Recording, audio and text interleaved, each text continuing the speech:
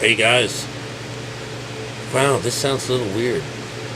But anyways, I guess here, hey, I got one more story to give you today before it's all over with. Alright? And that's the one about Samson and Delilah. Lovely, lovely story. It's kind of interesting because it shows, this beautiful story about, well, it's not really even about vanity or anything, but the whole idea is about the strength of this man. What made him strong was his hair, and that if he were to lose his hair, which was the big secret of the whole thing, then he would lose his strength. Alright? Now, you have to remember that these stories about these, he's supposedly a very large man, and he's going around kicking the ass on a bunch of Philistines. And Philistines are people that just running around in the lower terrain, that for some reason you have something against them. They're always trying to capture him, trying to maintain him in some kind of way. And a group of them, were told, hey, they'll stop killing us, they'll stop killing us, they'll stop bothering us if they said if we just bind you and kill you. And he says, well, I promise you, you promised me I'll let you bind me, but promise me you won't kill me. And he says, okay, all right. So they bind him up, put a bunch of ropes on him, and they lead him off to this place. Hand him over to his captors. Alright. So to the Philistines. So next thing you know, he's doing this, I think he's showing them that he's a little bit stronger than they are, but I think that, let me think about how the story goes. I don't want to be giving the ending up so soon, because they've wanted to find out what his weakness was. And not only was the weakness being considered, they wanted to know what his weakness, what his secret was to his strength. And one of his weaknesses was Delilah, being with this beautiful woman, Delilah. Remember now, this is the girl that's going to turn around and trick him, right? She wants to know what's causing all your strength. What's all this? How come? What is this? And he says one thing, and he falls asleep, and she yells, Philistines, Philistines, and he breaks out of these bindings, and then, you lied to me. Why did you lie to me? She goes, well, why is this so important? She says, well, I thought if you want to be close to me, you're gonna have to tell me your secrets. Tell me everything. You have to. And she's being paid another bunch of silver. So I don't know if it's gold or silver, but I think it's silver. All of them are going to give her 11 talons, 11 something or another. That 11 shows up a lot in these stories, and it actually has to do with the Kundalini, but it's another phase of it called the Kabbalah. Of course, it goes to 11, and 11 winds up being the number 2. 2 is God's creation. But when you got 2 up here, there's only one more up there, and that's that 1. That would be the chakra, the 7th chakra. Same way with 6. 6 is like you. 6 is all your works.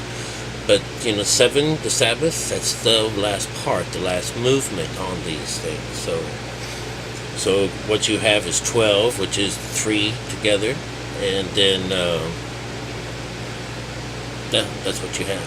All right.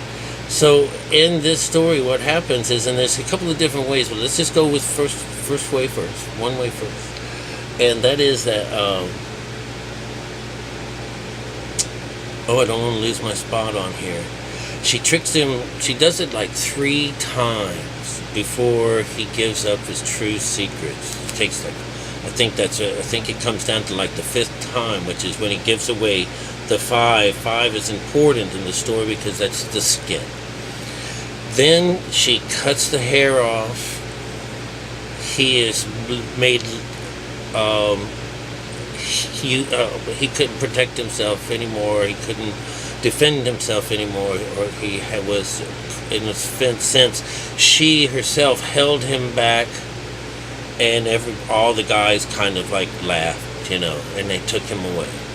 They scorched out his eyes so he couldn't see, and they strapped him to a stone, a millstone, and that's what he was to do. And then they paraded him around in front of a bunch of people. They asked for God, one more time, give me the strength, one more time, to take care of all these people for doing this to me. So, out of nowhere, all this beautiful strength comes back. Of course, he's grown his hair back a little bit, but he pushes these walls down, these pillars, these 2 pillars. The pillars are always about that temple inside of us. There's always the Solomon's temples had the 2 pillars coming up to the side, and so he is bringing the house down. So if you understand that, the whole house, he's bringing the whole damn house down with him, and the story ends that he killed him, died with them, So you would see that this is the same going down story. It's just a little bit more gruesome. I think it's closer to the Greek texts than any of these, closer ones. It seems like a little more ancient in the way that it sounds, but still so cool altogether. So somebody couldn't see. Remember, he's dark, in a lot of these stories, they smited the people or smoked them, so they couldn't find the door, You got to see that these stories all have the same elements in them. And, of course, when he lost his hair, this is an interesting thing, because with people, the monks and stuff like that, they'll cut their hair off to baldness, because what's coming out. Our skin is a garment.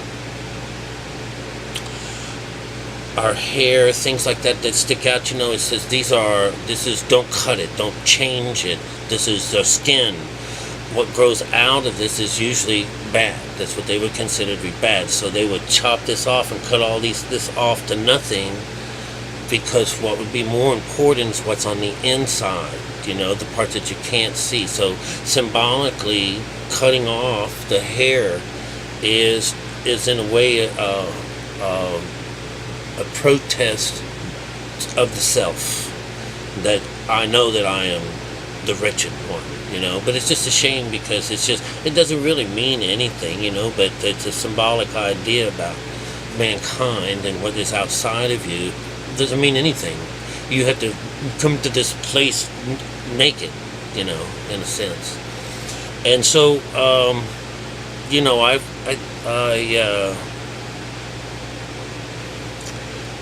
the stories about this woman being the one that tricked him, this is always going to be the basis to that. This idea that it takes a trick. You got to trick the mind out of this, and that trick is about he was a little buzzed, he was quiet and asleep, and did it while he was out. This is the idea of sneaking up behind and taking this away from him. And so, and then it's this idea that it's these monster sides of us is what's being quelled all the time. And you'll find that, when we get into other stories, other myths of the Bible, it's always going to be about trying to calm that ego, and instead of just not giving it up altogether, it would be to harness it with something else, but religion doesn't allow for any kind of cleanup, and so this person can be a monster if he wants to be. And so, if you knew in one of the other previous stories that that if he was going to have relationships, if this was going to touch him in any way, this female part was going to take away the monster in him. And so it's just this is the ear that you need to put together while you're listening to all these stories. All right. So I'm just giving you just more food for the banquet, right? And so the Hercules story was a little, not Hercules, but you'll find when we do Hercules, it'll be along the same lines. But Samson and Delilah, Samson. Now the other part about that is that these guys used to be. Was the sun in the sky. The sun in the sky. I mentioned it a few stories ago about Little Red Riding Hood taking over the lower half, going from like Libra to Aries, which is from fall to spring. So it's the fall and winter months. But you would see that when he loses his hair, he loses his strength. He also is that, he's that diminished thing. So it's a part of us that's going down in meditation. It's the same place where Christ falls, where you're being you just went through Scorpio, which is her. She was the backbiter. All right, she's the one who got the whole ball rolling, cut your hair, and then next thing you know, you're dead. And it kills this monster side of you. We just don't have a finished side to that story. Not that I've noticed yet, but I'll look for it. All right, you guys, quail that beast. Have some fun. Happy Saturday night. Take care of yourself. Love you.